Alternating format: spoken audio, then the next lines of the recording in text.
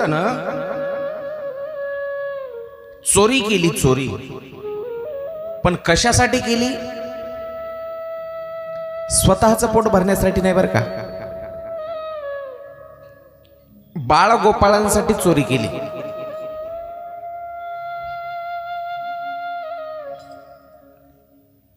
आपले जे सवंगडी आहेत, मित्र आहेत, मी सांगितलं पहिला समाज सुधारक जर कोणाला म्हणायचं असेल, जगातला पहिला क्रांतिकारक जर कोणाला म्हणायचं असेल, तर ते श्रीकृष्णाला म्हणावं लागेल. चोऱ्या करत करत देव आता लहानाचं मोठं होऊ लागले आणि प्रत्येक घरामध्ये चोरी करायची, प्रत्येक घरात. मग तिथं निवड नाही केली, तिथं माझं घर सोडून द्यायचं असं कोणताच गोपाळ म्हणला नाही. स्वतः गोपाळाच्या घरामध्ये सुद्धा देवानं चोऱ्या केल्या. गवळणी कंटाळल्या, गवळणी कंटाळल्या आणि यशोदेकडे गारहाणे करायला लागल्या. गारहाणे, हो गारहाणे, गारहाणे इतके वाढले, यशोदा सुद्धा वैतागली. एक रोज एक नाही दोन नाही 4 गवळणी यायच्या. यशोदे, तुझ्या पोराला सांग ना, काल आला आणि माझं दुधाचं मडकं फोडलं. कोणी म्हणते माझी पाण्याची घागर फोडली, कोणी म्हणते माझा दह्याचा माठ फोडला, कोणी म्हणते लोण्याचं मडकं फोडलं. पण आई कोणाला म्हणतात ऐका. कितीही तक्रारी केल्या गवळणीनं, यशोदा ऐकत नाही. अगं तुम्हीच खोटारडे आहेत, तुम्हीच खोटारडे, तुम्ही खोटा बोलताय, खोटा आळ घेताय, माझ्या बाळावर आळ घेताय. पहा, एखादा गल्लीत लेकरू राहू द्या आणि त्यानं एखाद्या लेकराला मारू द्या. ज्यानं मार खालाय त्या लेकराची आई जातीन त्या दुसऱ्या बाईला म्हणती, अगं तुझ्या पिंट्यानं माझ्या पोराला मारलं. त्यावेळेला लगेच ती आई मान्य करते का? नाही. तुमचेच पोरं पहा ना, तुमचे लेकरं बघा ना, बघा तुमचे 8-8, 10-10 आहेत आणि माझं एक सपात नका तुमच्यामध्ये, एक सपात ना. आमची मोगलाईची भाषा थोडीशी वेगळी आहे बरं का. एखादा शब्द नाही समजला समजून घ्या. माझं एक सुद्धा तुमच्यामध्ये मिसळणं झालंय का? तुमचे 10-10 लेकरं रस्त्यावर खेळतात आणि माझं एकच खेळायला तुम्हाला बरं दिसेना झालंय. यशोदा म्हणते, हो नका आळ घेऊ बाळावरी, माझ्या बाळावर तुम्ही खोटा आळ घेऊ नका. अगं तुम्हीच त्याचा चेंडू लपवून ठेवता, तुम्ही त्याचा भवरा लपवून ठेवता, तुम्ही त्याच्या गोट्या लपवून ठेवतात आणि माझ्या बाळावर खोटा आळ घेतात. पण दिवसामागून दिवस चाललेत आणि खरं होतं ना तिचं म्हणणं, हे काय लय गुणाचं होतं का? याच्या अंगात नाना चाळे होते, दररोज खोड्या करायच्या. मग खोड्या ते सहन करून करून करून गवळणी कंटाळल्या आणि मग एक दिवस यशोदेला भांडायलाच गेल्या आणि त्या दिवशी चोरी पकडली होती. मग यशोदेनं धरलं कृष्णाच्या कानाला, हो कानाला धरलं आणि सांगितलं, तू याच्या नंतर जर कोण्या गवळणीच्या घरला गेला तर मी आहे तू आहे, माझ्याशी गाठ आहे. आता तुला उखळालाच बांधते म्हणली. उखळाला, ज्या ठिकाणी उखळाला बांधलं होतं देवाला, ते उखळाला बांधलेली जागा आजही आहे बरं का गोकुळामध्ये. त्या नंदबाबाचा 84 खांबाचा वाडा आहे. ज्या ठिकाणी देवानं माती खाली, ज्या ठिकाणी देव रांगत गेले होते, ज्या ठिकाणी गायी वळल्या, ते खरंच ठिकाणं आजही पाहण्यासारखे आहेत. त्या वृंदावनामध्ये गेलं, ती अगरबत्ती दादा एकदा कोणाला तरी बाजूला लावायला सांगा बरं. ते तोंडात गेलं की मग बोलता येत नाही. धूर ये बाळा, ती अगरबत्ती तिकडं देवाकडे नेऊन लावते. इकडच्या बाजूला ते धूर असं यायला लागला माझ्याकडं.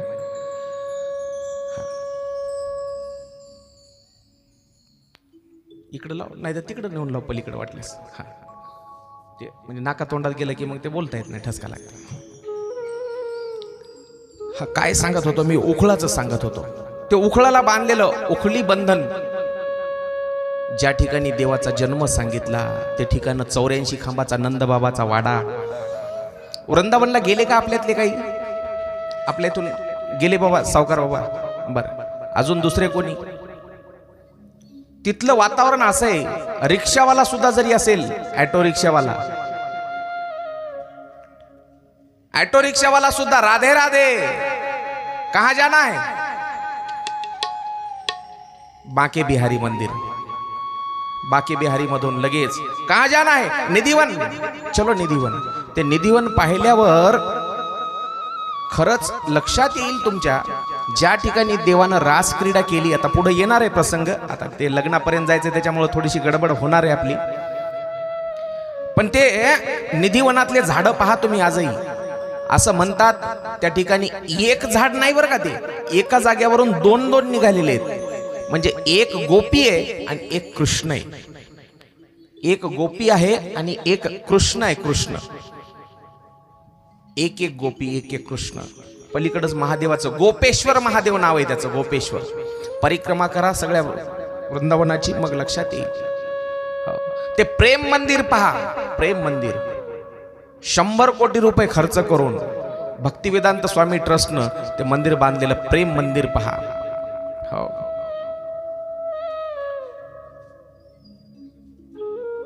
माणसानं आयुष्यात एकदा तरी अशा तीर्थाला गेलं पाहिजे.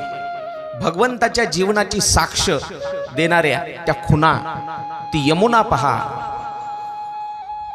हे आणलेलं माय आता थोडा वेळ आपल्या आपल्या जवळ ठेवता का? कथा ऐका. आणलेलं तोपर्यंत आपल्या जवळच ठेवा.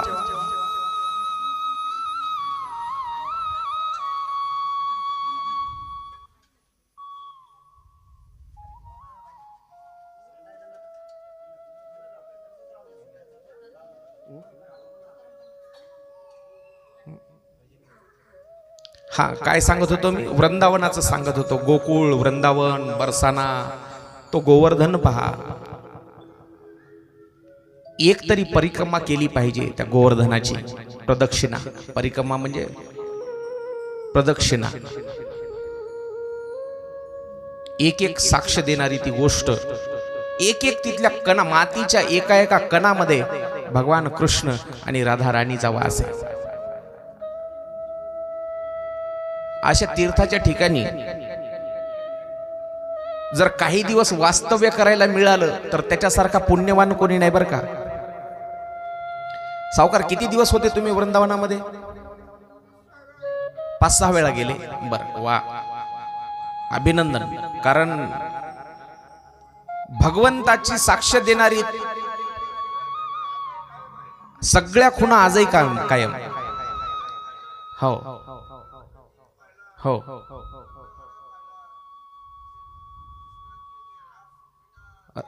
निधिवन म्हणतात त्याला. हा, आजही आहे कदंबाचं झाड, ज्या झाडावर देवानं वस्त्र नेले होते.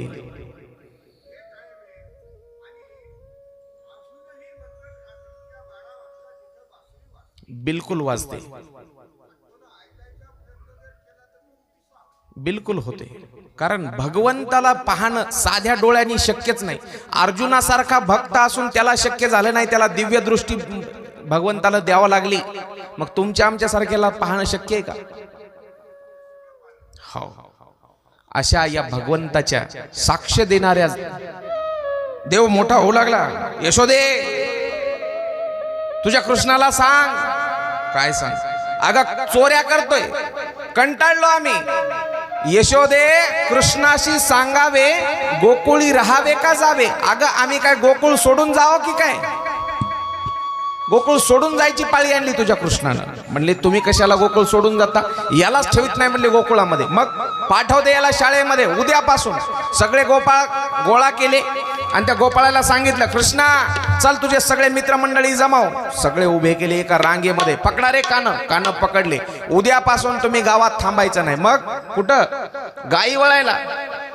दुसऱ्या दिवशी सकाळी भगवंतांना आंघोळ केली, डोक्यावर मोर मुकुट घातला, खांद्यावर घोंगडी घेतली, हातामध्ये काठी, पिवळा पितांबर नेसला आणि आता देव गाई वळायला निघाले. गाई वळायला गाई घेतल्या, छोट्या गाई वेगळ्या काढल्या. मोठ्या गाई मोठ्या गोपाळायनं वळायच्या आणि छोट्या गाई छोट्या गोपाळायनं वळायच्या.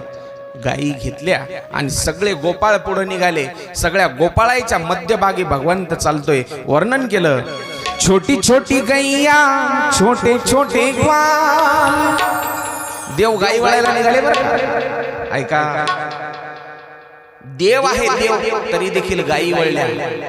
आपण सर्वसामान्य तुच्छ माणसं आहेत, पण गायीची सेवा करायला लाज वाटते आपल्याला. गायीची सेवा करायला अहो, जोपर्यंत देव गोकुळामध्ये राहिला तोपर्यंत पायात चप्पल न घालता, पायात बूट नाही, चप्पल नाही, अनवाणी पायानं त्या वृंदावनामध्ये गोकुळामध्ये गायी वळल्या त्या यमुनेच्या काठावर. आणि आज आपण तुच्छ माणसं आहेत माणसं, तरी देखील आपल्याला गायीची सेवा करायला आणि गायीचं शेण काढायला लाज वाटते, लाज.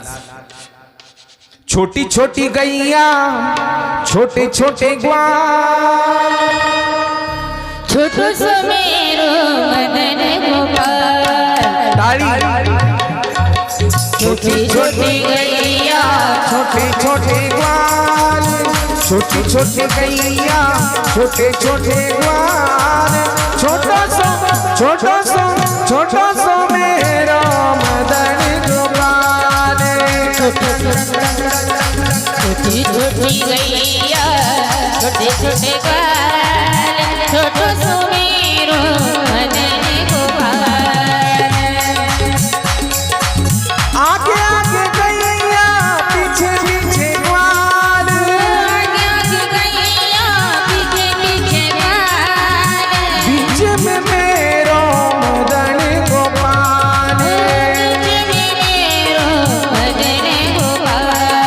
बीच में मेरो मदन गोपाल. शाबाश. बीच में मेरो मदन गोपाल. छोटी छोटी गैया छोटे छोटे ग्वाल, छोटी छोटी गैया छोटे छोटे ग्वाल. छोटा सो मेरो मदन गोपाल. छोटू समेरो मदन गोपाल. छोटू समेरो मदन गोपाल. छोटा सो मेरो मदन गोपाल. छोटी छोटी गैया छोटे छोटे ग्वाल. छोटो सो मेरो मदन गोपाल. देव गाई वळायला निघाले. तिथं वेगवेगळे खेळ खेळायचे, वेगवेगळे खेळ. लगोरी, हमामा, हुतुतू, चेंडू फळी. एकदा खेळ रंगला. किती रंगला ऐका. पेंद्याकडे बॉलिंग आली होती आणि कृष्णाची बॅटिंग होती. कृष्णाची बॅटिंग.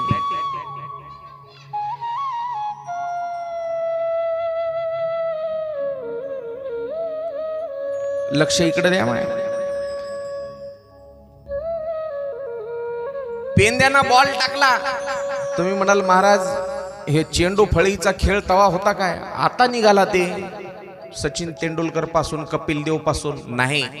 जगातलं पहिलं पिच तिथं यमुनेच्या काठावर होतं आणि तिथं पहिला डाव रंगला क्रिकेटचा खेळ तेव्हाचा, आताचा नाही. बॉल पेंद्यानं टाकल्याबरोबर कृष्णानं असा मारला. यमुनेच्या काठावर एक झाड होतं कदंबाचं, जे काय म्हणायचं ते म्हणा. यमुना वाहते आणि त्या यमुनेच्या काठावर त्या काळ्याभोर पाण्यामध्ये सावली पडलेली त्या कदंबाच्या झाडाची, आणि ते चेंडू जे उडाला तो त्या झाडावर अडकून बसला. झाडावर पेंद्या रडायला लागला. म्हणला किसन्या आपल्याला परत पाहिजे तो बॉल. कृष्ण म्हणला अरे रडतोस कशाला, आता आणून देतो. पण सगळे गोपाळ म्हणले अरे कृष्णा नको जाऊ त्या झाडावर, नको जाऊ. तिथं यमुनेचा तो डोह फार खोल आहे, पाणी खोल आहे, पडशील, नको जाऊ. पण तो ऐकतो होय, समजावून सांगतायत गोपाळ. पण कृष्णानं नाही लक्ष दिलं. चढला झाडावर चढला. बरं तो बॉल असा हाताला येत होता जवळ, हात पोहोचणार त्याच्यापाशी, पण त्यानं फांदी हलवली. मुद्दाम तो बॉल चेंडू पाण्यात पडला, मुद्दाम पडला. बरं पाण्यात पडल्यावर ते बॉल खाली तळाला बुडाला गेला. चेंडू बुडला. मला एक सांगा, घरी कधीही प्रयोग करून पहा. लेकराचा चेंडू बॉल असते माय खेळायचा, कधीही टोपल्यात पाण्याच्या टोपल्यामध्ये त्या पाण्यामध्ये टाकून पहा, बॉल कधी बुडतो का? पण त्यानं ते मुद्दाम बुडवला. कोण? कृष्णानं. त्या चेंडूकडे पाहिल्याबरोबर बुडला. ते त्यानं मुद्दाम बुडवला चेंडू. चेंडू बुडाला की यानं पाण्यात उडी मारली. कोण? कृष्णानं. उडी मारल्याबरोबर सगळे गोपाळ घाबरले. कशामुळे घाबरले? कारण त्या यमुनेच्या पाण्यामध्ये, त्या खोल असणाऱ्या डोहामध्ये कालिया नावाचा एक साप राहत होता. कालिया नावाचा. त्या कालियाच्या विषामुळं सगळं पाणी विषारी झालं होतं. त्या कालिया डोहामध्ये, त्या नदीत त्या डोहाचं नावच पडलं होतं कालिया डोह. तिथं पाणी पिलं एखादं जनावर, गाईनं, म्हशीनं, बैलानं पाणी पिलं की मरून पडायचं. बरं, पाणी पिल्यावर तर मरून पडायचं. एखादा पक्षी जरी त्या पाण्यावरून उडत गेला तर त्या पाण्याचा विषाचा प्रभाव एवढा, ते पक्षी देखील पाण्यात मरून पडायचं, एवढं विषारी पाणी झालेलं. पण कृष्णानं जशी उडी मारली पाण्यात, सगळे गोपाळ घाबरले. गड्या हो, आता आपला किसन्या वापस येत नाही, आता तो मरणार, कालिया त्याला खाणार. सगळे गोपाळ घाबरले. गड्या हो, कृष्ण गडी आपुला, यमुना डोही बुडाला, यमुना डोही बुडाला, यमुना डोही बुडाला, यमुना डोही. कालिया डसेल कृष्णाला, कालिया डसेल कृष्णाला, होईल विषबाधा हरीला, होईल विषबाधा हरीला. गड्या हो, गड्या हो, गड्या हो, कृष्ण गडी आपुला, यमुना डोही बुडाला, यमुना डोही बुडाला. गड्या हो, कृष्ण गडी आपुला, यमुना डोही बुडाला. हो, आता काय आपला कृष्ण परत येत नाही. बस सगळे गोपाळ घाबरले. एक जण म्हणला, अरे कोणीतरी वाचवा कृष्णाला.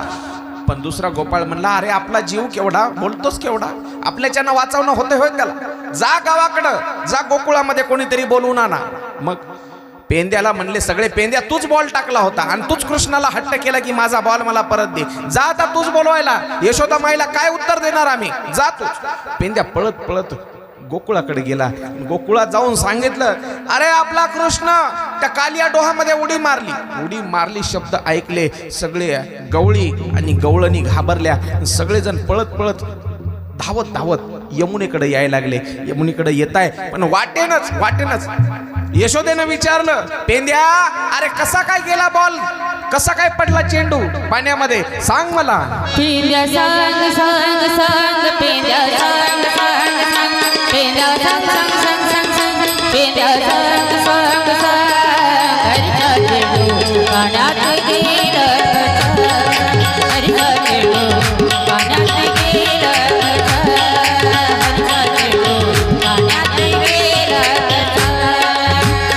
पेंद्या सांग सांग सांग, पेंद्या सांग सांग सांग, पेंद्या सांग सांग सांग, पेंद्या सांग सांग. हरीचा चेंडू पाण्यात गेला कसा, हरीचा चेंडू पाण्यात गेला कसा, हरीचा चेंडू पाण्यात गेला कसा.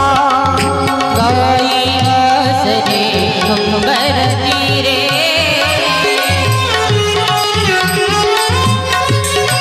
वेळ झाली ती बंधरी. गोपाळ सगळे जबडे असता, गोपाळ सगळे जबडे असता. कोण सुचली एवढता, कोण सुचली एवढता. पेंद्या सांग सांग सांग, पेंद्या सांग सांग सांग सांग, पेंद्या सांग सांग सांग, पेंद्या सांग सांग. हरीचा चेंडू पाण्यात गेला कसा, हरीचा चेंडू पाण्यात गेला कसा, हरीचा चेंडू पाण्यात गेला कसा, पाण्यात गेला कसा.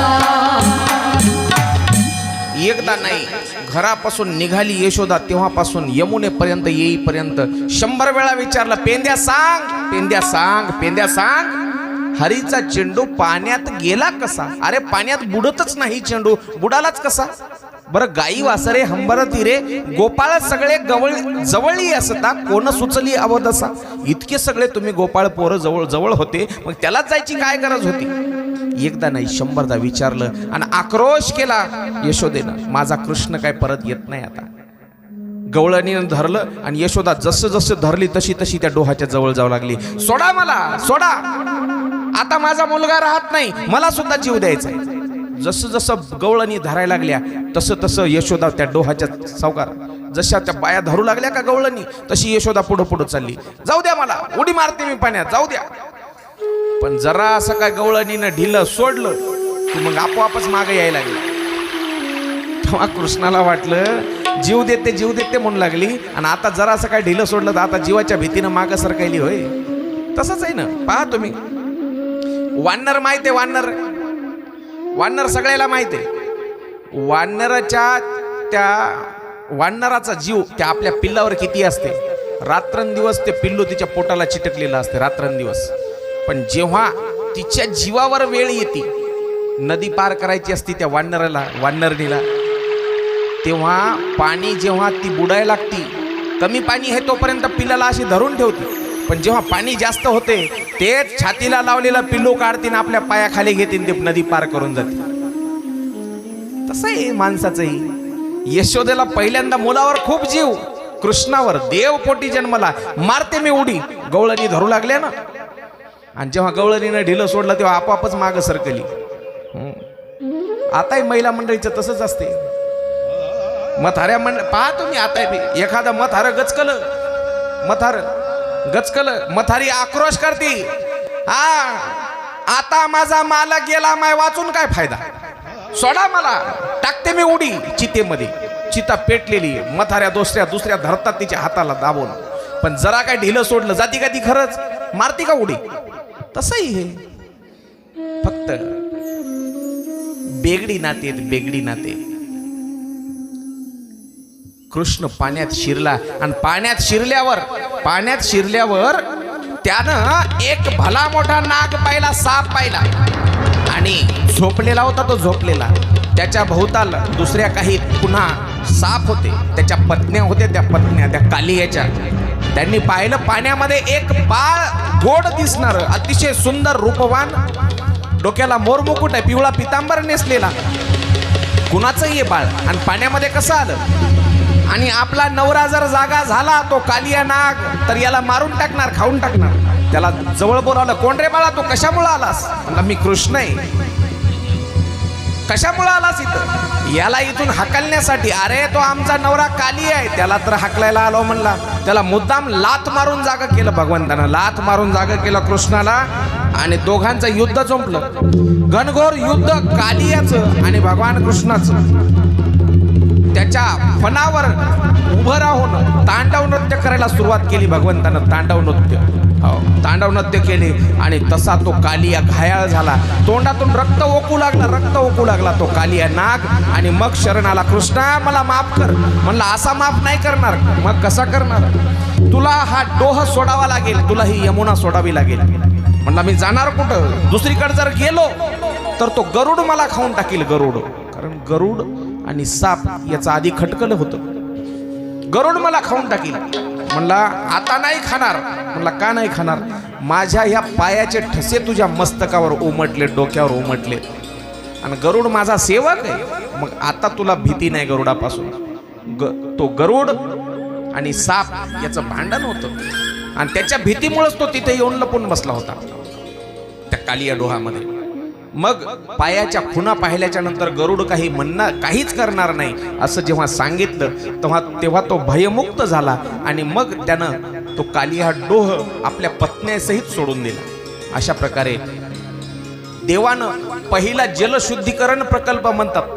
काय म्हणतो आपण त्याला, जलशुद्धीकरण. कुठलं केलं, त्या कालिया डोहाचं केलं. म्हणून मी कृष्णाला का म्हणतो, पहिला समाज सुधारक जर कोणी असेल तर तो आहे.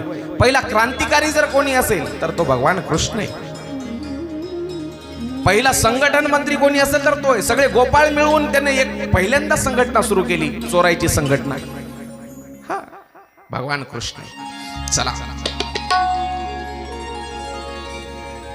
झाली का तयारी ती. एका दिवशी यमुनेच्या काठावर गायी चारत आहेत सगळे गोपाळ, आणि एक राक्षस आला. राक्षस वासराचं रूप घेतलं त्यानं, वासराचं रूप घेतलं आणि वासराचं रूप घेऊन वासराच्या कळपामध्ये शिरला. सगळे वासरच वळणारे होते ना. आता हे लहान लहान मुलं कृष्णाच्या सोबती वासरच होते, मोठ्या मोठ्या गायी नव्हत्या, वासरं होती.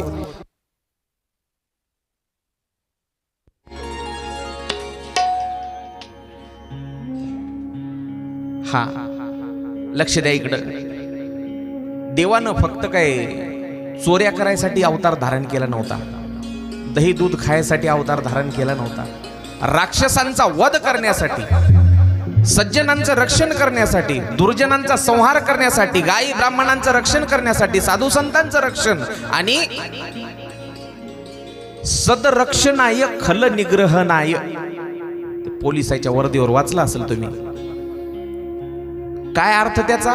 सदरक्षणाय म्हणजे चांगल्यांचं रक्षण, आणि खल निग्रहनाय म्हणजे वाईटांचा संहार. पोलिसाच्या वर्दीवर असते लिहिलेलं, पण ते याच्या उलट करतात नेमकं. त्यांचे त्याचे स्टार काढलेले आहे. ठाण्यात लिहिलेलं असते, निरीक्षण असते माझं, गेलं तिथं पाहतो मी बरं काही ना काय नेमकं, पण ते करतात नेमकं उलट. याच्या खल रक्षण आहे, सदनिग्रहण आहे. त्याच्यासाठी देवानं अवतार धारण केला होता. नुसतं गायी वळण्यासाठी नाही, ते तर निमित्त होतं. एक राक्षस आला वासराचं रूप घेऊन, वत्सासूर त्याचं नाव, वासराच्या कळपामध्ये शिरला आणि कृष्णानं ओळखलं हा राक्षस आहे. बस शेपटीला धरलं, त्याच्या गर गर गर गर गर गर गर फिरवला आणि आकाशात दिला फेकून लांब.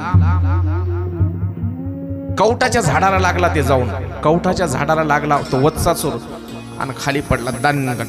बस भागवतामध्ये त्याचं वर्णन आलं. ग्रहीत्वा परपादाभ्यामो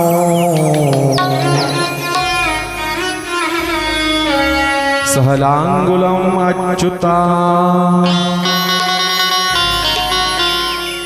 भ्रामयित्वा कपित्याग्रे ताहि गोदगत जीवितौ.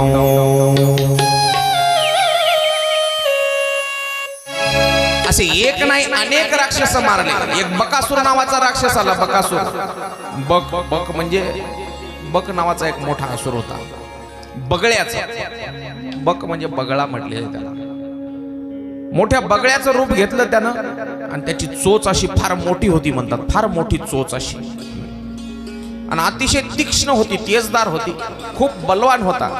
पण त्यानं कृष्णाला गिळण्याचा प्रयत्न केला, गिळण्याचा प्रयत्न. हो, पण भगवंतानं दोन्ही हाताना अशी त्याची चोच गिळतानाच फाडली, आणि त्याच्या एका शरीराचे दोन भाग केले, एका शरीराचे. असे एक नाही अनेक राक्षस आले, आणि त्या अनेक राक्षसांना भगवान कृष्णानं आणि बलराम दादा कमी नव्हता बरं का. त्याचं नाव राम ठेवलं होतं, पण त्याच्या बलामुळं त्याला बलराम असं म्हटलं जातं, बलराम असं म्हटलं जातं. अघासूर नावाचा एक मोठा राक्षस, अघासूर, पुतना, बकासूर. हो, त्या बकासुराचाच एक लहान भाऊ होता, लहान भाऊ. बलराम दादाला मारायसाठी अजगराचं रूप घेऊन आला. हो, जबडा फाडून मारला, जबडा फाडून त्याला. हो, एके दिवशीची गोष्ट, घरामध्ये गाई वळून कृष्ण बलराम दादा संध्याकाळच्या वेळेला घरी गेले, आणि घरी गेल्यावर गाई बांधल्या, गोठ्यामध्ये गाई बांधल्या, आणि घरामध्ये मस्त सुगंध सुटला. सुगंध कशाचा? मोतीचूर लाडू, पापड्या, जिलेबी, बासुंदी, बालुशाही, गुलाबजामुन, भरपूर काही पदार्थ. किती 56 भोग म्हटलं त्याला, 56 भोग बनवायला चालू होतं. मिष्टान्नाचा सुगंध पाहिला, आणि तसा कृष्ण आणि बलराम दादा किचन मध्ये शिरले. आई काय ग घरी? म्हणले, अरे बाळा, आपल्या इथं सणासुदीला गोडधोड करतो का नाही आपण? लक्षपूर्वक ऐका, मला सांगा, सणाला गोडधोड करतो का नाही आपण? दिवाळीला फराळ करतो का नाही माय खायला? दिवाळीचा सण आला होता आणि कृष्णानं विचारलं, आई काय ग घरी? अरे कृष्ण तुला माहित नाही? म्हणले नाही. दरवर्षी आपण काय करत असतो? इंद्राचं पूजन करत असतो, इंद्राचं. आणि इंद्राचं पूजन केलंच पाहिजे. म्हणले कशामुळं? म्हणले इंद्र पाणी पाडतो आणि पाणी पडल्यावर आपल्या गाईला चारा मिळतो. म्हणजे इंद्राचं काम नाही ते, इंद्राचं कर्तव्य आहे मेघांची निर्मिती करणं आणि पाऊस पाडणं. मग पाऊस कशामुळे पडतो? मग पाऊस पडतो हा आपल्या या गोवर्धन पर्वतामुळं. हा जो गोवर्धन पर्वत आहे आणि या पर्वतावर जी झाडं वेली जी वनराई आहे त्या वनराईमुळं पाऊस पडतो. जी हवा येते त्या हवेमुळं ढग येतात, ते ढग आपल्या या गोवर्धनाला अडले जातात आणि ते ढग थांबून मग आपल्या इथं पाऊस पडतो.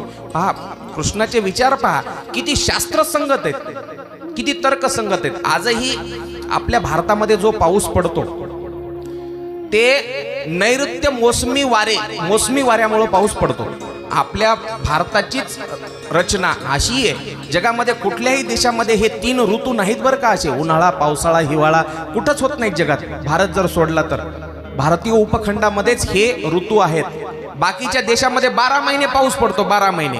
आता ऊन येते, 2 घंट्याला पाऊस पडते, नंतर पुन्हा संध्याकाळी आभाळ निघते. पण भारतामध्येच केवळ असा पाऊस का पडतो की 4 महिने पाऊस, 4 महिने ऊन, 4 महिने थंडी? कारण इथं हिमालय आहे आणि जे इकडून या पाकिस्तानच्या दिशेने जे वारे येतात ते असे फिरून वाहतात आणि हिमालयाला अडले जातात आणि मग पाऊस पडतो. तसं कृष्णानं शास्त्रीय तर्कसंगत सांगितलं, तर्कसंगत. किती या गोवर्धनाला हवा अडली जाते, ढग अडले जातात आणि त्या झाडीमुळे याच्यामुळे इथं आपल्या इथं पाऊस पडतो, मग गाईला चारा मिळते. मग म्हणले खरी पाऊस पडण्यामागे जर भूमिका कोणाची असेल तर या गोवर्धनाची आहे. मग पूजा इंद्राची न करता गोवर्धनाची करायची. काय म्हणलं कृष्ण? सांगितलं सगळ्याला घरामध्ये, पूजा इंद्राची करायची नाही. पूजा कोणाची करायची? गोवर्धनाची. म्हणले इंद्र जर रुसला तर आपले गाई वासर उपाशी मरतील, चारा भेटणार नाही खायला. ते काही नाही म्हणला तुमचं. आजपासून इंद्राची पूजा बंद. काही गवळी म्हणले या पोरासोराचं ऐकून नंदबाबा सुद्धा येड्यासारखं करायला लागलेत म्हणले.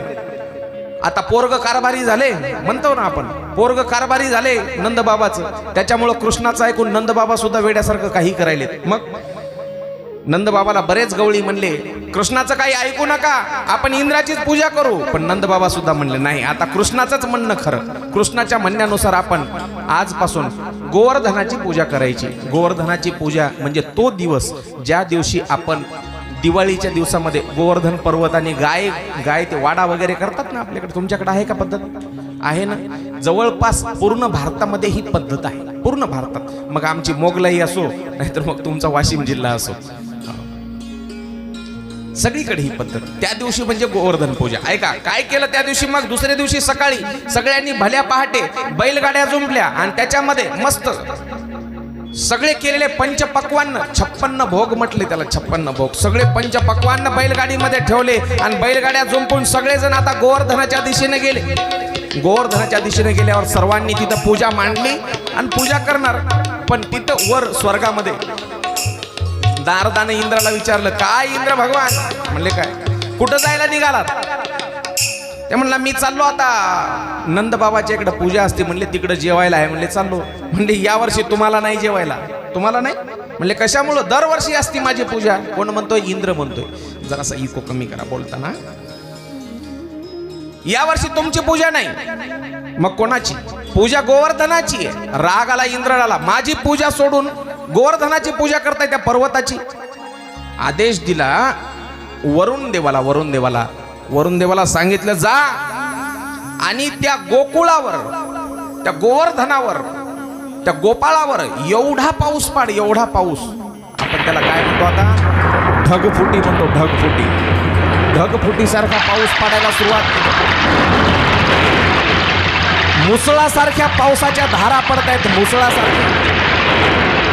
जशा काय आकाशातून शिळा पडाव्या एवढा पाऊस त्या गोवर्धनावर पडला.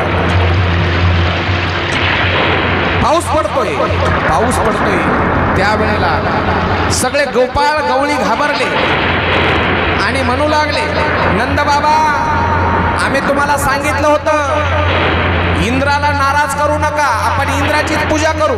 तुम्ही पोराचं ऐकलं, आता बघा केवढं संकट आलं आपल्या गोकुळावर. त्यावेळेला भगवान कृष्णानं सांगितलं घाबरू नका, सगळेजण या गोवर्धन पर्वताच्या जवळ या, जवळ या. सगळेजण आपले आपले हात लावा आणि उचला हा गोवर्धन पर्वत. बोलिये कृष्ण कन्हैया लाल की जय. सगळ्यांनी हात लावला आणि तो गोवर्धन पर्वत अलगद उचलला गेला, अलगद. आणि भगवान कृष्णाने आपल्या एका फक्त करंगळीवर धारण केला. करंगळीवर काय म्हणतोय मी, लक्षात ठेवा, करंगळीला टेकून नाही, करंगळीच्या वर धारण केला. अंतर होतं करंगळीमध्ये आणि त्या पर्वतामध्ये. गोपाळाने सगळ्या काठ्या लावल्या, काठ्या टेकून, आणि सगळ्याला वाटलं हो आम्ही काठ्यावर तो गोवर्धन धारण केलाय, काठ्यावर. सगळे गोपाळ आणि सगळ्या गायी वासरं, त्या गोकुळामध्ये राहणारे सगळे गवळी गोपाळ सगळेजण त्या गोवर्धन पर्वताखाली आले. आणि भगवंतांना अजून एक लीला केली. अजून जे अगस्त्य ऋषी होते, वर्षानुवर्ष पाणी प्यायचे राहिले होते, असं म्हणतात त्रेतायुगापासून, त्रेतायुगामध्ये जेवायला दिलं आणि आता द्वापारामध्ये येऊन पाणी पिलं त्याला. अगस्त्य ऋषीला आवाज दिला भगवंतानं, या आणि आता तुम्ही पाणी प्या. कधी त्याला जेवायला कधी दिलं होतं, राम अवतारामध्ये सीतामाईनं जेवायला बोलवलं होतं. आणि ते अगस्ती बाबा असा होता, गाड्याच्या गाड्या पोटामध्ये अन्न बसायचं. आणि आता पाणी प्यायसाठी आता बोलवलं. तितका पडलेला पाऊस, किती विजा चमकू लागल्या, खूप विजा चमकल्या. एवढा पाऊस त्यानं पिऊन घेतला, एवढा अगस्त्य ऋषीनं. आणि मग सगळा पाऊस पाडणं झाल्यावर तो वरुण देव थकला, पाऊस थकला आणि गेला इंद्राकडं. इंद्रानं विचारलं पाडला का पाऊस? म्हणले हो. पाहू तरी दे. खाली येऊन पाहिलं गोकुळामध्ये इंद्रानं, तर एवढी माती सुद्धा, म्हणजे हातावर बसल तळ हाता इतकी माती सुद्धा वाहून गेली नव्हती. इंद्राला वाटलं सगळं गोकुळ खरडून गेलं असेल, पण पसाभर माती सुद्धा गेली नव्हती. का? कारण भगवंतानं तो गोवर्धन पर्वत आपल्या हातावर करंगळीवर धारण केला आणि सगळा पडलेला पाऊस त्या अगस्तीनं उंजळीनं पिऊन टाकला. त्यावेळेला भगवान श्रीकृष्ण चेष्टा सुरू झाली त्या गोपाळाची. अरे कृष्णा, उगा कशाला नाटक करतोस हात वर करून? तुला काय वाटतं तू गोवर्धन धरलायस का हातावर? आम्ही आमच्या काठ्यावर तोललाय. घे तुझा हात खाली घे. भगवंतानं फक्त बोट थोडंसं वाकडं केलं, म्हणतात थोडंसं. काढ काढ काढ काढ त्या काठ्या गेल्या मोडून. अरे कृष्णा तूच वाचव वाचव. भगवंतानं तो गोवर्धन धारण केला आणि सगळा पाऊस थांबल्यावर मग इंद्रानं पाहिलं, तेव्हा इंद्र शरण आला आणि इंद्राने येऊन स्तुती केली भगवंताची. इंद्रानं येऊन भगवंताची स्तुती केली आणि मोठ्या प्रेमानं मग सगळ्यांनी मिळून त्या गोवर्धनाची गोवर्धन पूजा केली. आपल्याला देखील पूजा करायची आहे. संजू भाऊ आहेत का इथं जाग्यावर? नंतर घ्यायची का? घ्यायची असेल तर घेऊ, आताच वाटल्यास या. लगेच नंतर पुन्हा आपल्याला लग्न आहे. हा या.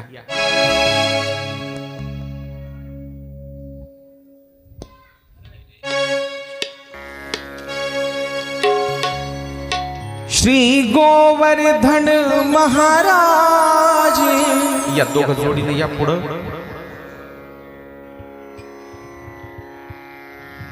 ताट घ्या हातामध्ये पूजेचं. श्री गोवर्धन महाराज तेरे माथे मुकुट विराज रहो. गोवर्धन महाराज महाराज तेरे माथे मुकुट विराज रहो. श्री गोवर्धन महाराज महाराज तेरे माथे मुकुट विराज रहो. गोवर्धन महाराज महाराज तेरे माथे मुकुट विराज रहो. तो पे पान चढ़े तो पे फूल चढ़े. पान चढ़े तो पे फूल चढ़े. तो पे पान चढ़े तो पे फूल चढ़े. पान चढ़े तो पे फूल चढ़े. तो पे चढ़े तो पे चढ़े तो पे चढ़े दूध की धार. तेरे माथे मुकुट विराज रहो. गोवर्धन महाराज महाराज तेरे माथे मुकुट विराज रहो. तेरी 7 कोस की परिक्रमा. सात कोस की परिक्रमा. चक्रेश्वरी चकलेश्वरी चकलेश्वरी है विश्राम विश्राम तेरे माथे मुकुट विराज रहो महाराज महाराज तेरे माथे मुकुट हरि ओम. जशी आपण गोपाल कृष्णाची पूजा करतो तशीच फुलानं पाणी आपण या ठिकाणी गोवर्धनाची प्रतिकात्मक पूजा करतोय. फुलानं पाणी शिंपडायचं, नंतर गंध, फुलं, अक्षदा. हरि ओम. सर्वोपनिषदो गावो दोग्धा गोपाल नंदना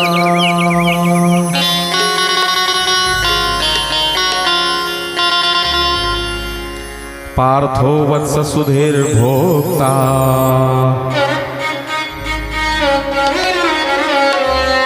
दुग्धम गीतामृतेम महता.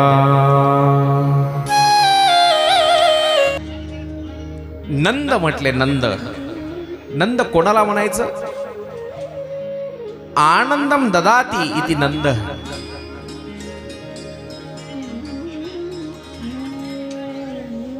माय एक काम करा, ते सगळं ठेवा, तुम्ही बसा बसा बरं. चला, त्याला वेळ आहे आपल्याला अजून. तुम्ही काहीच करू नका, बसा, अजून टाइम आहे आपल्याला, बसा.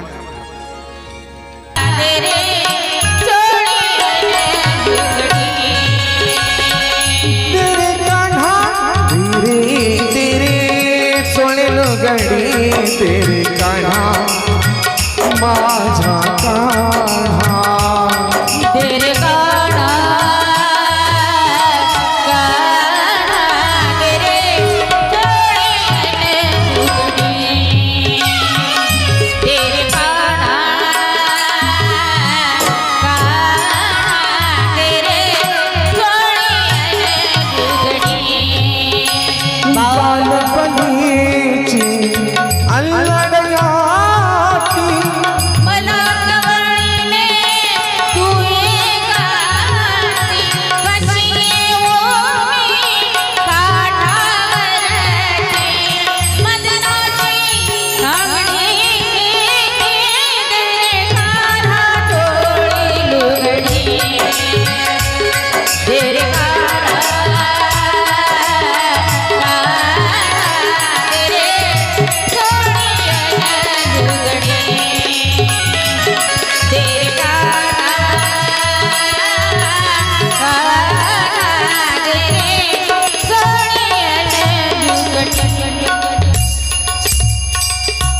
एक नाही, नाना प्रकारे विनंती केली कृष्णाची, पण कृष्ण वस्त्र देत नाहीये. शेवटी दोन्ही हात वर केले, म्हणजे पूर्ण शरण आल्या गवळणी. पूर्ण शरण येणे म्हणजे काय? आपण जे देवाला पुन्हा पुन्हा म्हणतो आपण दोन्ही हात वर करून जय जय श्री राधे, त्याला पूर्ण शरण झाले म्हणायचं. पूर्ण शरणागती म्हणजे काय हो? जसं एखादं लहान बाळ आपल्याकडे असं हात वर करून येते कडेवर, आणि मग लहान बाळ आपल्या कडेवर आल्यावर त्याला सांभाळण्याची जबाबदारी कोणाची? मग आपली. तसं आपण लहान बाळ आहेत, घेणारा कडेवर तो भगवंत आहे, म्हणून आपल्याला सांभाळायची जबाबदारी त्याची. तशा गवळणीनं दोन्ही हात वर केले, दोन्ही हात वर करून सांगितलं दे, आता दे. पहा तुम्ही, द्रौपदी सुद्धा जेव्हा वस्त्रहरण द्रौपदीचं झालं, त्या दुष्ट दुःशासनानं साडी ओढली, तेव्हा द्रौपदी पहिल्यांदा एका हातानं अशी साडी धरली आणि दुसऱ्या हातानं कृष्णाला बोलू लागली, ये कोठे गुंतलासी द्वारकेच्या राया. तोपर्यंत आला नाही ते, पण जेव्हा सगळी साडी संपली, शरीरातलं बळ संपलं, त्यावेळेला द्रौपदीनं विचार केला आता देवाशिवाय कोणी नाही. दोन्ही हातानं साडी सोडून दिली, हात वर केले. वर केल्याबरोबर तो देव, साडी दिली नाही त्यानं, साडीत झाला तो, साडीच झाला. साडीचं रूप धारण करून त्या द्रौपदीसाठी आला देव. तसा आहे, पूर्ण शरण आल्यावर त्या गवळणीला त्यांची वस्त्र वापस दिले आणि सांगितलं खबरदार, पुन्हा जर का तुम्ही एखाद्या तीर्थामध्ये विवस्त्र होऊन स्नान कराल तर कोणत्याही तीर्थक्षेत्राच्या ठिकाणी पूर्ण विवस्त्र होऊन निर्वस्त्र होऊन स्नान करायचं नसते. ऐका, चला, एक नाही अनेक लीला केल्या, अनेक लीला. तिकडं कंस दरबारामध्ये मीटिंग भरली, काय करायचं? कितीही असुर पाठवले, कितीही राक्षस पाठवले, तरी तो एकाही राक्षसाला परत पाठवत नाहीये. सगळे राक्षस मारतोय, सगळे राक्षस.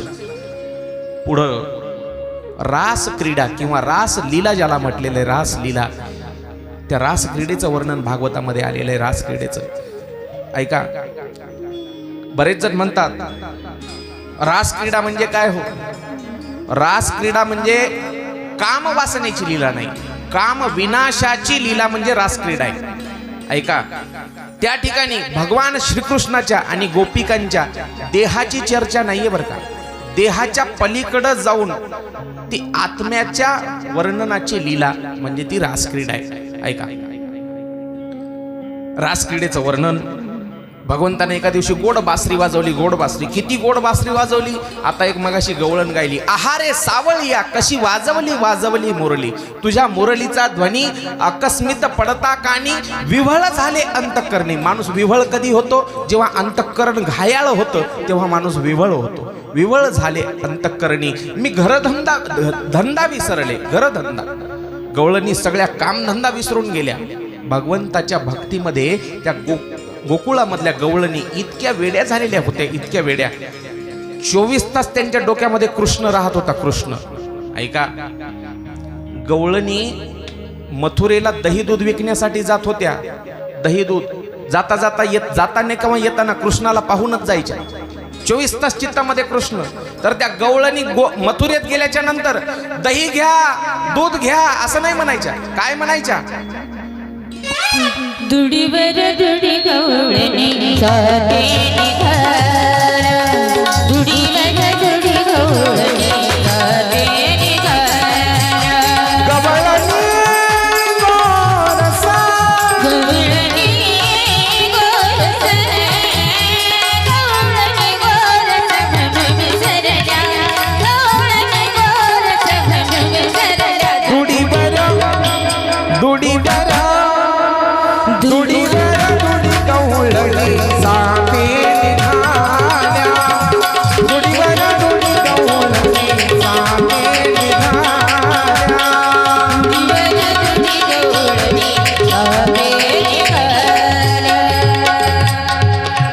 गोविंद घ्या कोणी गोपाळ घ्या गे, गोविंद घ्या कोणी दामोदर घ्या, कोणी गोपाळ घ्या, दही घ्या दूध घ्या नाही. सदा सदा चित्तामध्ये तो गोविंद कृष्ण बसलेला होता. मग त्याच गवळणीला बासरी ऐकू आली आणि देहभान हरपल्या. यमुनेकडे निघाल्या. यमुनेला पूर आलेला. कान्हारे कशी जाऊ वृंदावना. पूर ओसरला आणि त्या ठिकाणी सगळ्या गवळणी जमा झाल्या. त्या ठिकाणी भगवंतांनी रास क्रीडा केली. रास क्रीडा, सगळ्या गवळणी फेर धरून नाचतायत. मध्येच काही गवळणीला अभिमान झाला, पण त्यांचा अभिमान दूर करण्यासाठी भगवंतानं लीला केली. पुन्हा फेर धरून सगळ्या नाचू लागल्या. तो रास पाहून भगवान शंकराला सुद्धा हेवा वाटला आणि भगवान शंकर कैलासावरून त्या रास क्रीडेमध्ये आले. कैलासावरून. हो, गोड सूरदासांनी वर्णन केलं. एक बार श्री भोले भंडारी,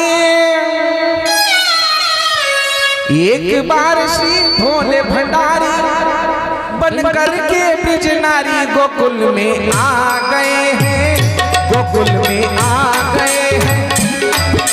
पार्वती ने मना किया तो, पार्वती ने मना किया तो रामाने पुरारी गोकुल में आ गए हैं, गोकुल में आ गए हैं.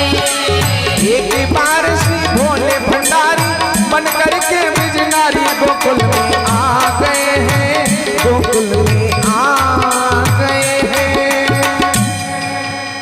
रास क्रीडा झाली, वस्त्रहरण लीला झाली. आता मथुरेमध्ये कंस मामा विचार करतोय काय करायचं त्याला मारण्यासाठी. काही राक्षस म्हणले, मालक आपण नेहमी त्याच्या गावामध्ये राक्षसायला पाठवलं म्हणले आजपर्यंत. गोकुळामध्ये राक्षसायला, त्याला कृष्णाला मारण्यासाठी पाठवलं. पण आता असं करायचं, त्या कृष्णाला आणि बलराम दादाला आपल्या गावात बोलवायचं. कुठं? मथुरेमध्ये बोलवायचं. मथुरेमध्ये. म्हणले होय रे, आपण जर मथुरेमध्ये जाऊन बोलवायला गेलो त्याला, आपल्यावर कोण विश्वास ठेवील? आपण राक्षस. म्हणले आपण नाही जायचं. त्या ह्याच्यातलाच एक ज्याच्यावर विश्वास बसेल असा माणूस पाठवायचा. म्हणले असा कोण आहे? म्हणले अक्रूर. अक्रूराला सांगितलं जा आणि कृष्णाला घेऊन ये. जरा असा इको कमी करा माझा. कृष्णाला घेऊन ये. म्हणले काय कारण सांगू. म्हणले धनुर्याग ठेवलाय म्हणून सांगा. धनुर्याग म्हणजे एक धनुष्य यज्ञ ठेवलाय म्हणून सांगा. अक्रूरजी निघाले. भागवतामधला सर्वात महत्वाचा प्रसंग आहे बरं का हा. ऐका. कंसाच्या सांगण्यावरून अक्रूरजी निघालेले आहेत आणि अक्रूरजी निघाले. सकाळी निघालेला अक्रूर सायंकाळ होत आली तरी देखील अजून त्या मथुरेच्या रस्त्यानंच आहे. मथुरेच्या रस्त्यावरून गोकुळात यायला संध्याकाळ झाली. तसा रथानं जायला गेलं तर 1 तासाचा 2 तासाचा रस्ता नाही. पण संध्याकाळपर्यंत अक्रूर विचार करतोय आपल्याला देवाला आणायला पाठवलंय आणि इथं आणल्याच्या नंतर कंस त्या कृष्णाला ठार मारणार. सायंकाळच्या वेळेला दिवस मावळायच्या वेळेला अक्रूराचा रथ लक्षपूर्वक ऐका. एवढा प्रसंग ऐका म्हणजे खूप झाला. सायंकाळच्या वेळेला गावाच्या वेशीवर तो रथ आला अक्रूराचा आणि रथाच्या भोवताल लहान लहान मुलं लहान गोपाळ जमा झाले. काका कुठून आलात हो तुम्ही. मी मथुरेहून आलो बाळा. काय नाव तुमचं. मी अक्रूर. कशासाठी आलात. मी कृष्णाला न्यायला आलोय. कृष्णाला न्यायला. नका हो काका नका नेऊ कृष्णाला नका नेऊ. थोडासा द्या इको थोडासा अजून द्या थोडासा. नका नेऊ कृष्णाला. का रे. अहो तो कृष्ण या गोकुळामध्ये आहे काका म्हणून आम्ही पोटाला पोटभर खातोय काका. तो जर या गोकुळातून निघून गेला तर आमची उपासमार होईल हो काका. अहो ज्याप्रमाणे शरीरातून आत्मा निघून जातो शरीरातून जीव निघून जातो शरीर निष्प्राण होतं जसा मंदिरातून देव निघून जावा तसं होईल काका. नका नेऊ हो नका नेऊ कृष्णाला. एक जण म्हणलं चला तुम्हाला कृष्णाचं घर दाखवतो. सगळे गोपाळ रथाच्या पाठोपाठ पळतायत आणि नंद बाबाच्या वाड्याच्या समोर रथ येऊन उभा राहिला रथ. सारथ्यानं रथ सोडला आणि अक्रूरजी रथातून उतरून नंदबाबाच्या वाड्यात आले. नंदबाबाच्या वाड्यात आल्यावर ओसरीवर बसलेली यशोदामाई उठून घरामध्ये गेली आणि नंदबाबांनी पाय धुण्यासाठी पाणी दिलं अक्रूरजीला. पाय धुवून ओसरीवर बसले आणि बोलत बोलत संवाद झाला. कसं काय येणं झालं अक्रूरजी. कसं काय येणं झालं. कंस महाराजांचा आदेश आहे धनुर्यागासाठी कृष्ण आणि बलरामाला घेऊन या म्हणून आलोय. कृष्ण आणि बलरामाला घेऊन या हे शब्द ऐकले आणि यशोदा धावत बाहेर आली. स्वयंपाक घरात गेलेली यशोदा धावत बाहेर आली आणि पदार पसरून अक्रूरजी समोर म्हणू लागली नका हो अक्रूरजी काका नका नेऊ. तळ हाताच्या फोडाप्रमाणे जपलेलं माझं पोरग एक क्षणभरही नजरेच्या आड आजपर्यंत होऊ दिलं नाही. पण काका तुम्ही नका नेऊ माझ्या कृष्णाला नका नेऊ. तुम्हाला काय वाटतं माझं पोरग म्हणताय. तुमचं पोरग आहे ते. गाढ झोप लागली होती वहिनी तुम्हाला आणि त्यावेळेला वसुदेवानी आणून ठेवलेलं ते बाळ म्हणजे कृष्ण आहे. तुमचं आहे का ते. माझं म्हणताय. न्यावं लागेल. निष्ठुर होऊन ज्या वेळेला अक्रूरानं माईला बसवा त्या खाली बस माय खाली ते नंतर कर माय बस ऐक आधी.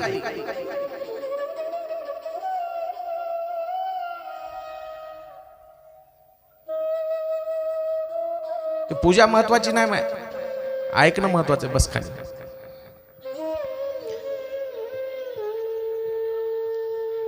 सायंकाळची वेळ घरामध्ये कोणीही कोणाला बोलत नाहीये आणि सायंकाळच्या वेळेला सगळ्या गायी घेऊन भगवान कृष्ण आणि बलराम दादा आले.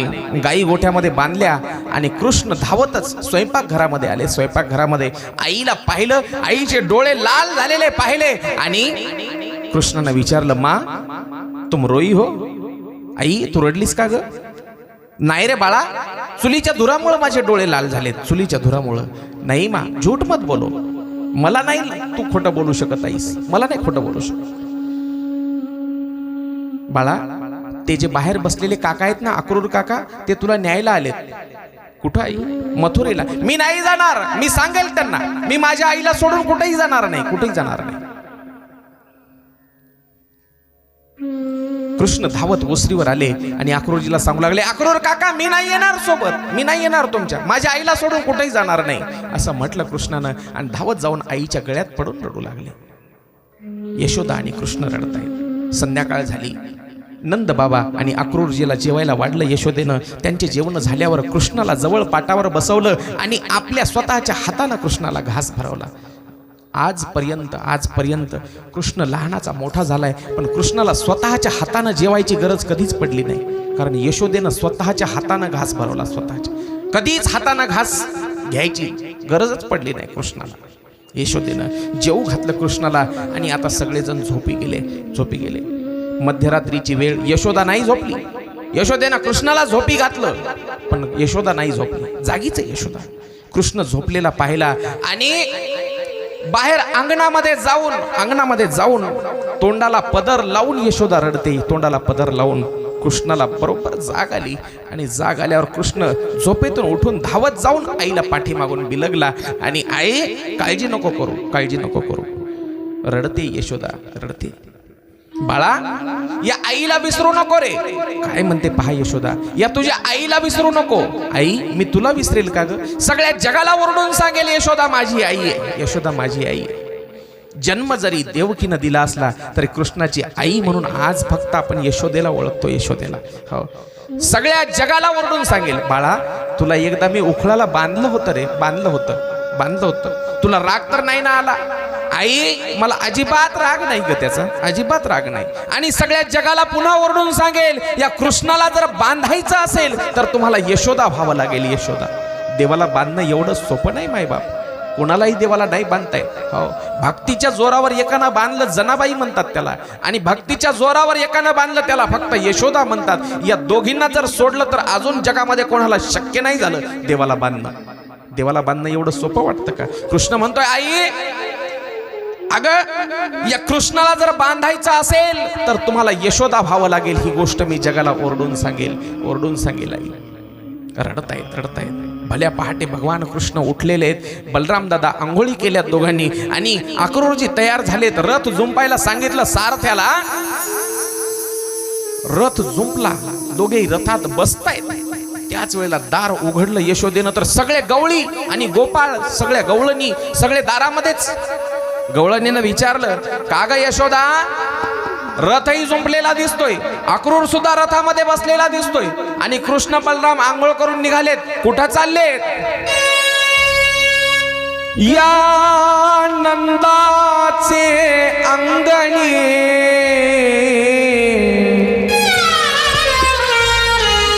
मिळाल्या गवळणी. या नंदाचे अंगणी मिळाल्या गवळणी.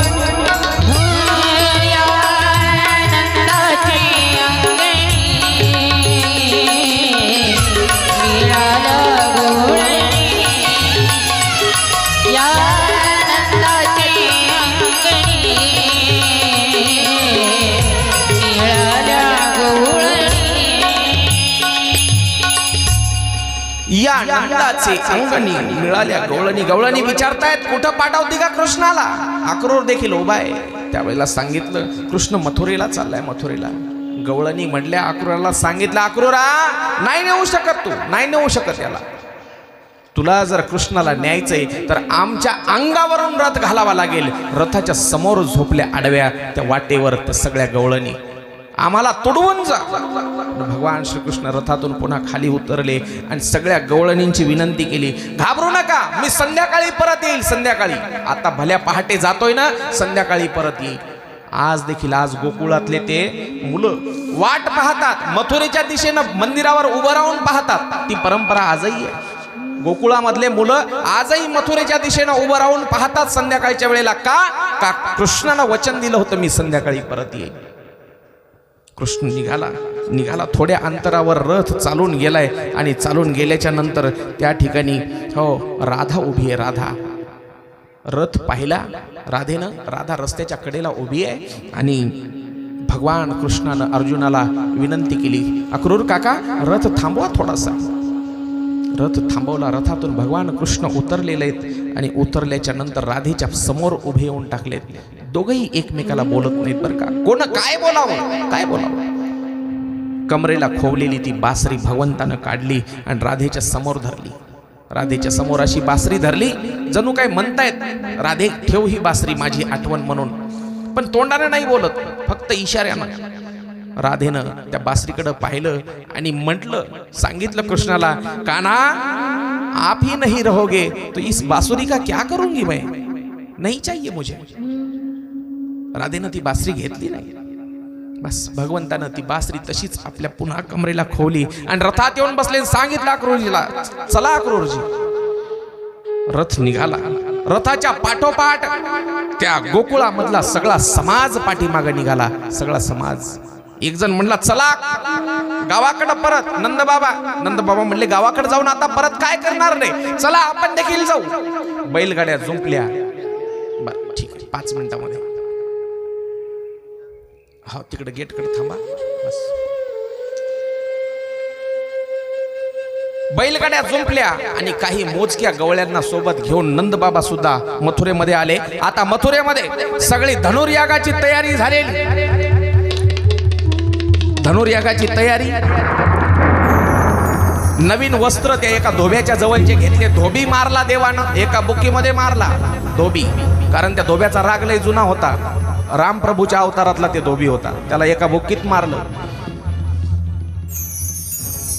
नवीन कपडे घातले, एका टेलर कडून नीट करून घेतले आणि गेले त्या यज्ञ मंडपात. यज्ञ मंडप कशाचा? कुस्तीचा आखाडा होता. चानोर मुष्टिक नावाचे वीर, एक हत्ती कोवल्यापीठ नावाचा, त्या कोवल्यापीठ हत्तीला दारू पाजून मध्यधुंद अवस्थेमध्ये आणण्यात आलं आणि कृष्णाच्या बलरामदादाच्या अंगावर सोडलं.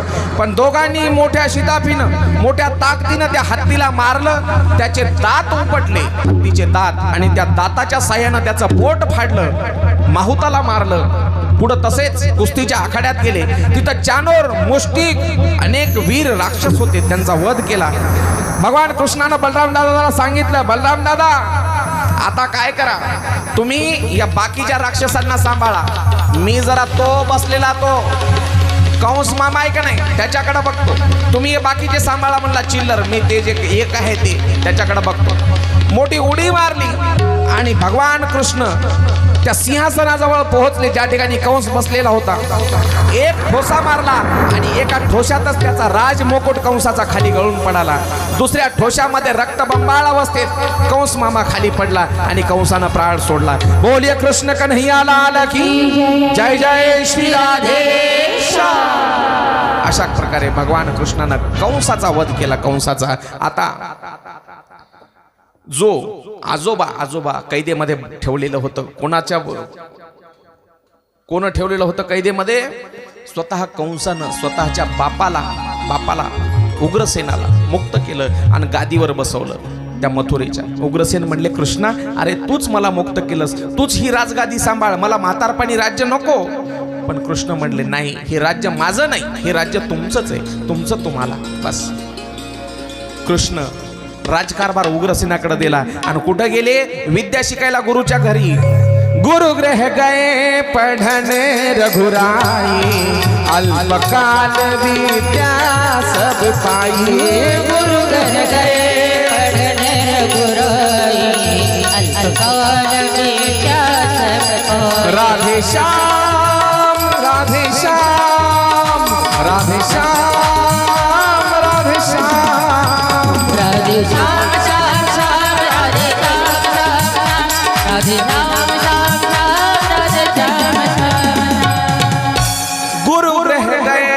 गुरुच्या घरी गेले, गुरुच्या घरी विद्या शिकण्यासाठी. अहो देव असून सुद्धा गुरुचा महिमा वाढवण्यासाठी फक्त कलियुगामध्ये लोकांनी गुरुला मानावं म्हणून गुरुचा महिमा वाढवण्यासाठी गुरुगृह गए पढन रघुराई, अल्पकाल विद्या सब पाई. सगळ्या विद्या त्याच्या जवळूनच आहेत.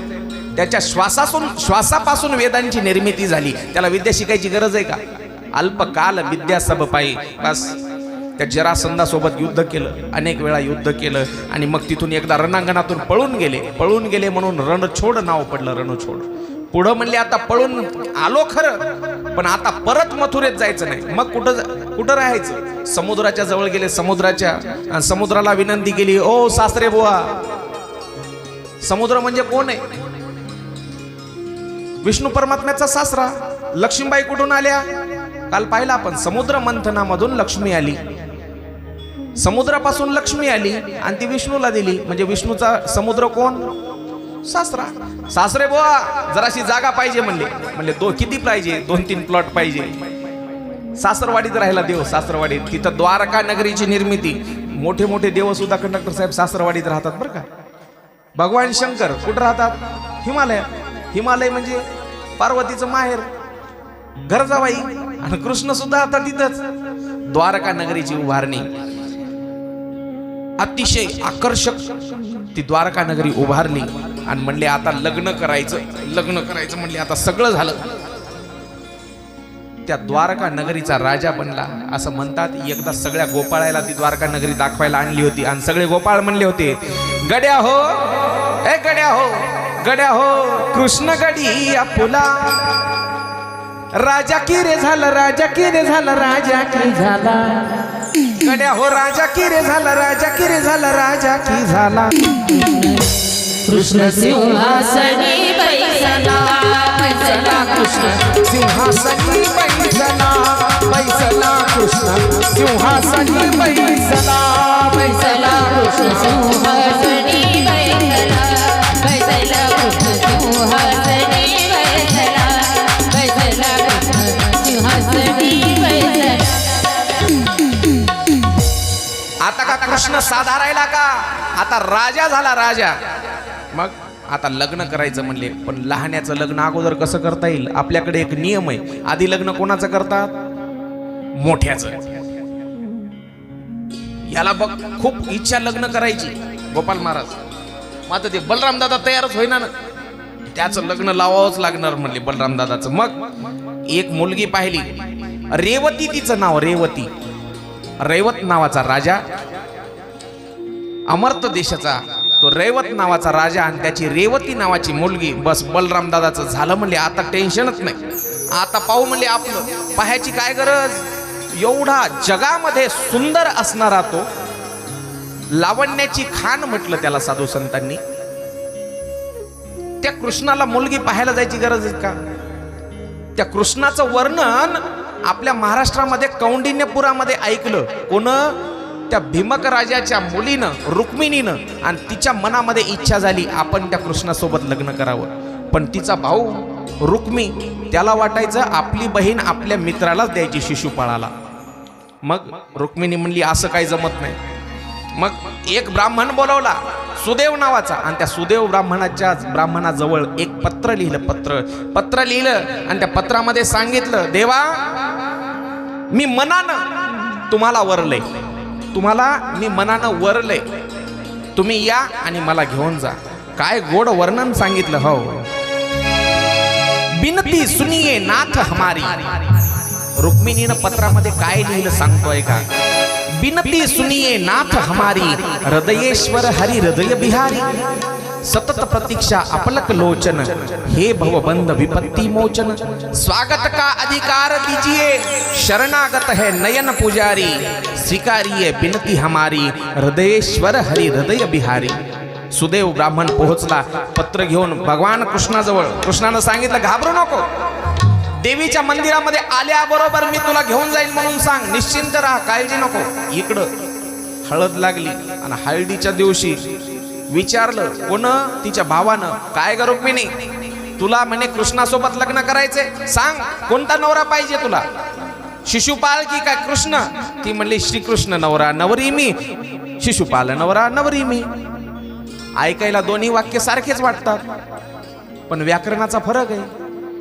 शिशुपाळ नवरा न वरी मी, श्रीकृष्ण नवरा नवरी मी.